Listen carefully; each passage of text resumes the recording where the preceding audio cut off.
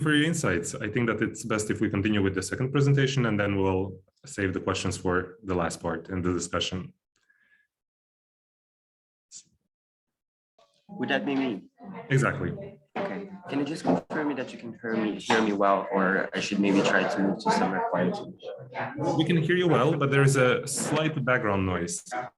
Okay, I'll try to go outside.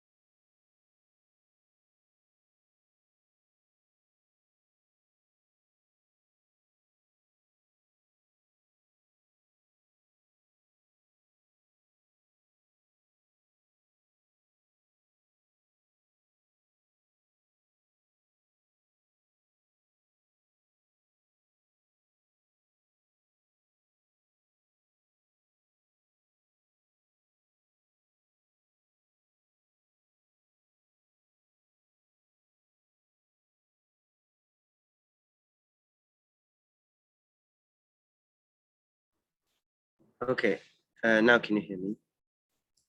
I can hear you. Can we just ask you to also present yourself? Yeah, definitely. Okay, I will just start sharing my screen and I can start everything from the scratch. Perfect. Well, my name is João Pedro. I am a Brazilian student currently based in Paris. I'm doing a master's, which is mainly focused on heterodox economics and alternatives for economic theory in the age of the global transition. Basically, the main idea of this essay, which was developed in one of the classes that we had on political economy of development, is try to understand how can we reinverse the mechanism of learning between the global south and the global north, in a sense. This is because we usually, when we are coming from the global south, we wish to learn something from theories, from mainstream, from heterodoxy, from post-Keynesian economists, which are usually coming from the north.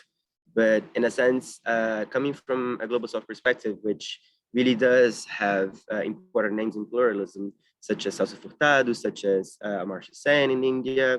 In a sense, the idea is that we can also get to learn something from the different experiences of pluralism in the global south. I'm very glad to be presenting this here in this session. And I do feel that I will have some linkages with the first presenter.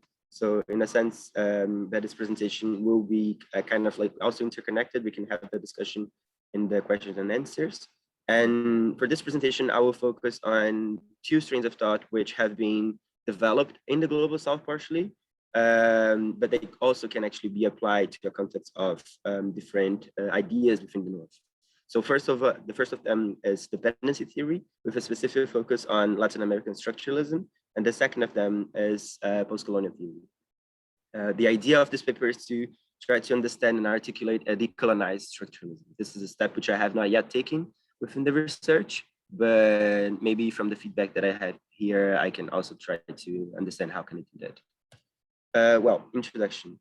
Basically, the motivation for this paper, as I have already outlined, is the idea that economics has been one of the few social sciences which has not been yet touched by the post-colonial revolution.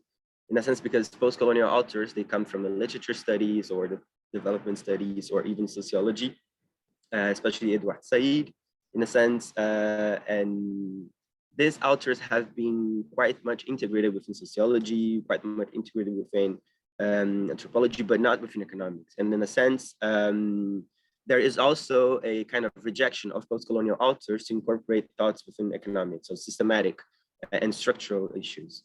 So in a sense, as I say here in point 2, it's time to make heterodox economics and post-colonial thought actually get to interact. So to have them to talk within a conversation. This is because in my, from the literature review that I did, I could actually understand that dependency theorists and post-colonials depart from the same rejection of Western modernity and defining modernity as the idea of progress, the idea of development, which is quite interconnected with growth, but they have very strong differences when it comes to what are the alternatives to development and capitalism, especially because they approach these through different stances. In a sense, a mutual critique from post-colonial theorists and the colonial theorists also, but these two strains and dependency theories can be actually very beneficial to articulate this integrative perspective that I call decolonized structuralism. So in this paper, I will engage post-colonial theory. I will try to engage post-colonial theory and dependency theories in mutual criticism by asking whether there is a bias towards modernity in structuralist under development theory. And as a main spoiler that I can have in here, I'll also go back to this in the conclusion, is that a post-colonial critique of political economy and with independence theory can contribute to rethinking, but specifically unthinking the notion of economic development in the 21st century. I will go back to that, but this will be done by evoking one of Furtado, which is the Brazilian economist, concept of the myth of development.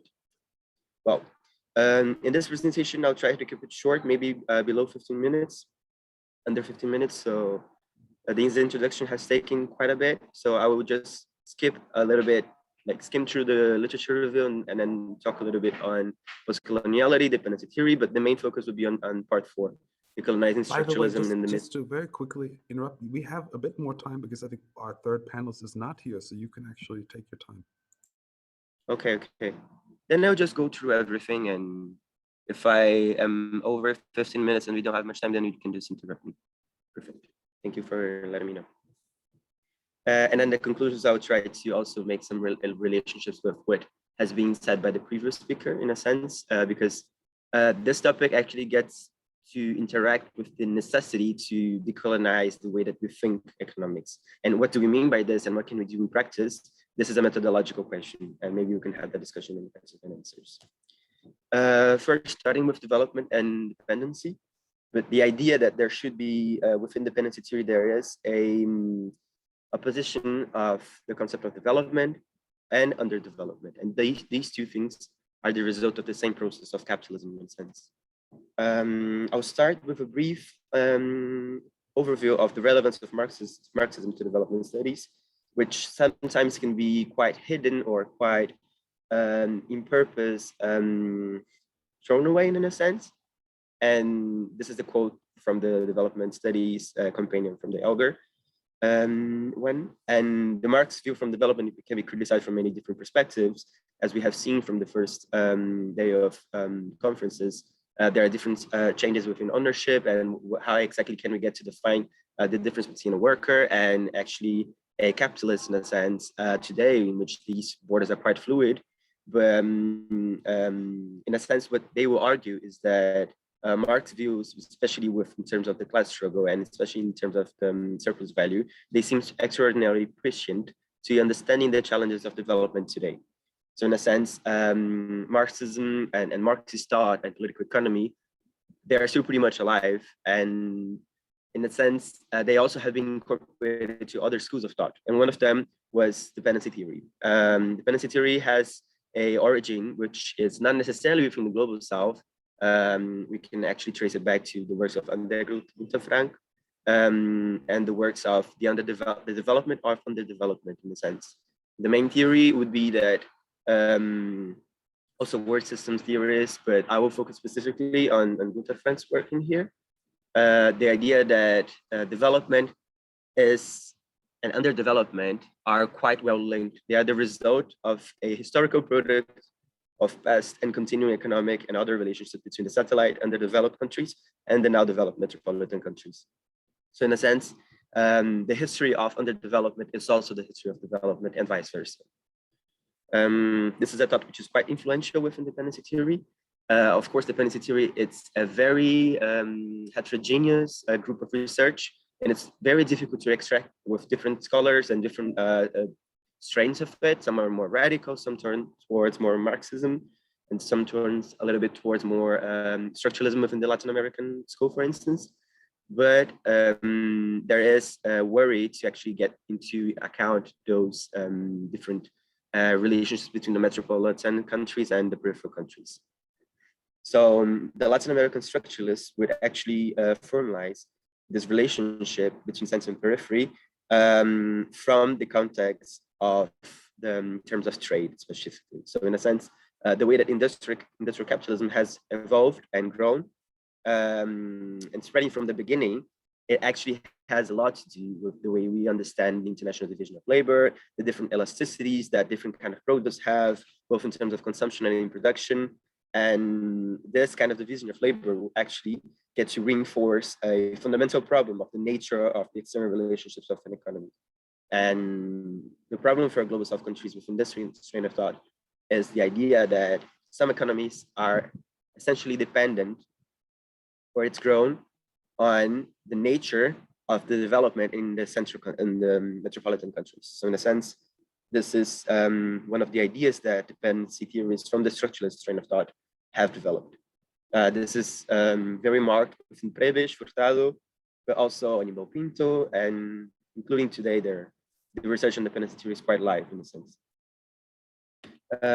If we go to the post-colonial critique, in a sense, this is, for me, was a challenge when I was conducting that research because the language is quite inaccessible, and I was trained as an economist, even as a heterodox economist working on development. It is quite difficult to merge within that literature. However, there has been quite a lot of research trying to integrate post-coloniality with, and one of the main books that I've based this part on was the book by Charuscella and Zain El Abidine. So it's called Post-Colonialism Amidst Economics. It's a kind of an introduction to the topic, but also trying to apply the principles of post-coloniality to the fields of economic science. The idea of post-colonial critique, according to them, is to intervene in both economics and post-colonial studies in order to address the current gap separating these two fields. So it's not necessarily just a post-colonial critique of economics, but also vice versa. It's an encounter in a sense. The way that they define post-colonialism, it's an idea that coloniality is a fact. It's a reality that we cannot revert, of course, but as a result of the encounter from the colonizer and the colonized people, which have actually already to overcome these relationships after independence. But we understand that independence has not actually signified and meant the complete autonomy for these countries, and therefore the need for post-coloniality to actually interfere is to understand what kind of dependency are still there. They characterize this project as a counter-disciplinary, as it works against the current disciplinary economic of knowledge and the boundaries within economics in a sense. So we can actually also understand that the space for the post-colonial within economics would be somewhere between political economy, which means critical analysis of systems behind economic structures, and the space of what they would actually say the post-colonial theory, which is more applied to identities and subjectivists and the analysis of modernity, for instance. So this critique of economics coming from the post-colonial side actually refers to a subaltern, in a sense, it's a marginal, it's someone who's coming from a different background, investigation of the mutually constitutive nature of historical colonialism. So it's actually looking back to colonialism and understanding what are the consequences of colonialism nowadays. And for instance, there's a quite interesting book by Ndongo Sambasila and a French journalist, I don't remember her name, I think it's Fanny Pigou, which tells the story of the CFA franc and how the CFA franc actually gets to reproduce colonial relationships between France and West Africa.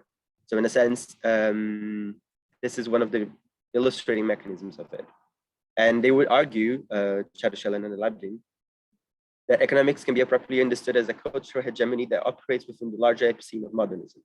Modernism, again, being defined as this mentality of growth, this mentality of progress. And this has been actually performed through the notion of development, that development actually should be an imperative.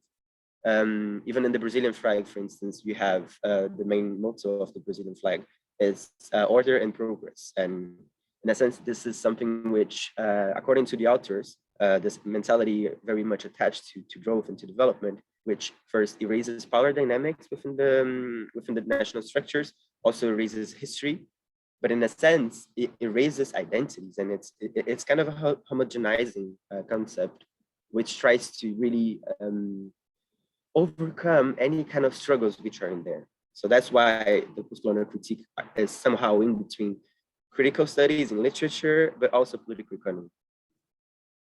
And also it's important to integrate decoloniality within this. It's quite difficult for me, coming from an economic background, to differentiate between post-colonial theorists and decolonial theorists. But in a sense, this distinction actually makes a lot of, it is quite important to do, mainly because decolonial theorists are coming from sociology mainly, not literature studies. And basically the idea is that they are a little bit more closer to dependency theorists. In a sense, you have authors which would actually argue that in order to escape cultural determinism by providing additional and more critical layers to the understandings of structural inequalities, they actually get to approach capitalist development and underdevelopment.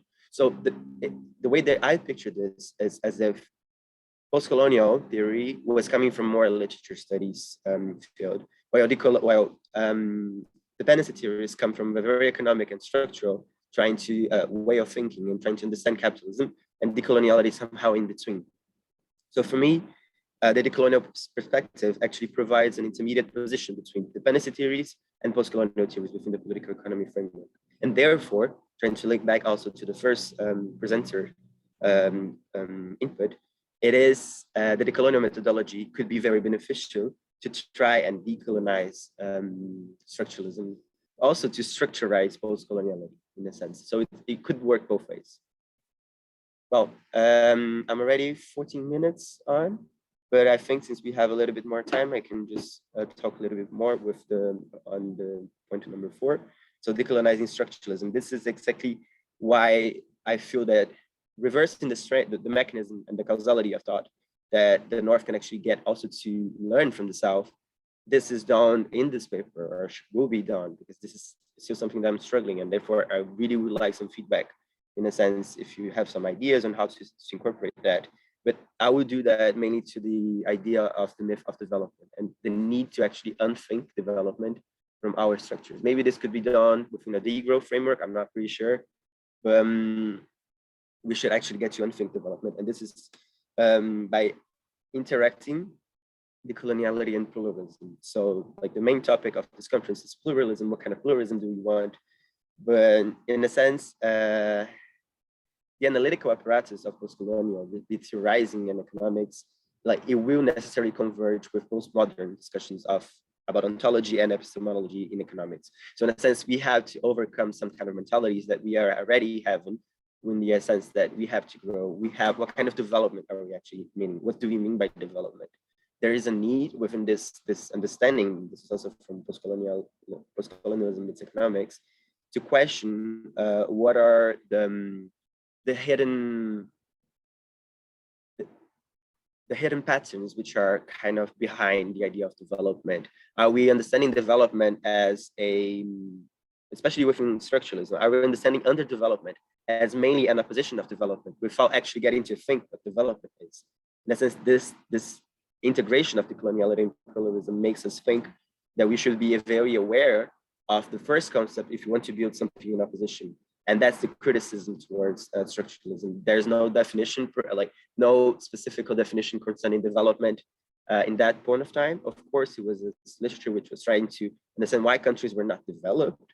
But in a sense, for me at least, it lacks a sense of criticality and trying to understand what development is actually a possibility, or like what is the goal of development for these countries, specifically for Latin America. And this can actually be done by integrating different streams of thought. And because structuralism, they are very close also to traditional economics like Marxist economics, institutionalist economics, feminist economics. And in a sense, by integrating different insights from different schools of thought, we can actually get closer a little bit to this kind of pluralist attitude, which is not necessarily a theory, but in my understanding, it's more of a methodology. And therefore, I do feel that the link is there. So decolonizing economics also has to do a lot with getting different inputs from different subjects, and different approach and different ways of doing economics in a sense. The way I choose to do that, and it's not really clear how necessarily I will do that, but it's through using, so I'm trying to understand how can actually structuralism be decolonized in a sense. But I do feel that there are seeds there in the structuralist thought, especially for Furtado, actually trying to deny the importance of growth and the importance of development, especially because Furtado, when he died in his in that specific moment of time, it was right within the highest point of the Brazilian dictatorship, after a whole life dedicated to try and bring well-being and development to the Brazilian people in a sense. We can question this, of course, but his work has become more pessimistic in a sense. And one of the last books that he wrote, The Myth of Development, is that we have then throughout evidence that economic development is simply unattainable. And we know that peripheral economies will never be development in the sense of being similar to economies that currently make up the center of the capitalist system. They don't get to define what exactly is that development of the center of the capitalist system, but it is necessary to affirm that the idea of economic development is simply a myth. And for me, these words are very strong, because they're saying in a sense, like, if our flag says order in progress in a sense, and you have the biggest Brazilian economists in a sense saying that development is a myth, we're saying that our national project in a sense is doomed to fail, because what kind of progress are we having? Are we actually getting discussion to be discussed? And to Furtado's answer in this book is no. And also, like, this is a book written in 1971, which has been just recently translated into English. And this guy is already talking about ecological constraints, already talking about socioeconomic imbalances. So in a sense, it's quite interesting to see that within that kind of early research on dependency. And for me, this kind of research also points to the idea that the whole concept of development has to be either really rethought by questioning what do we mean by development. Is development in Brazil meaning the same thing as it means in Argentina, or even as it means in China, or even in Europe in a sense? Do we really want to go to the American way of life? Do we really want to go to having an extremely consumeristic society in a sense? Is that what we mean by development? This is what I suggest that we should try to understand from this review here. So very briefly, conclusions. What I want to bring within this discussion is the following. Basically, the idea that in this paper, I have tried to engage both post-colonial theory and political economy via dependency theory. And in a sense, in a nutshell, what I have realized is that these two criticisms can contribute to reformulating what we would say decolonized structuralism, because structuralism, Latin American structuralism, has been abandoned in a sense after the debt crisis in Latin America in the 80s. But in a sense, these theories, they were not enough to explain the problems of development in this region. However, with a mutual critique in a sense, there could be a reevaluation and reassessment of these theories. So for me, these two approaches are complementary. Post-colonial theory has to interact with dependency and vice versa to complement for a pluralist rethinking of economic development in the South. And I plan to do that, trying to integrate both like a complemented and complementary perspective on structure inequalities. And that was pretty much the way that I could actually get to reverse the strain and the mechanism of thought, which the North is also teaching something, always teaching something to the South, and the South is learning a lot, but it's not vice versa. But within this paper, maybe I tried to explain why we can also reverse the strain of thought, this mechanism of thought. Yeah, thank you very much. Sorry for taking too long. It was quite interesting to also formulate those ideas. Thanks.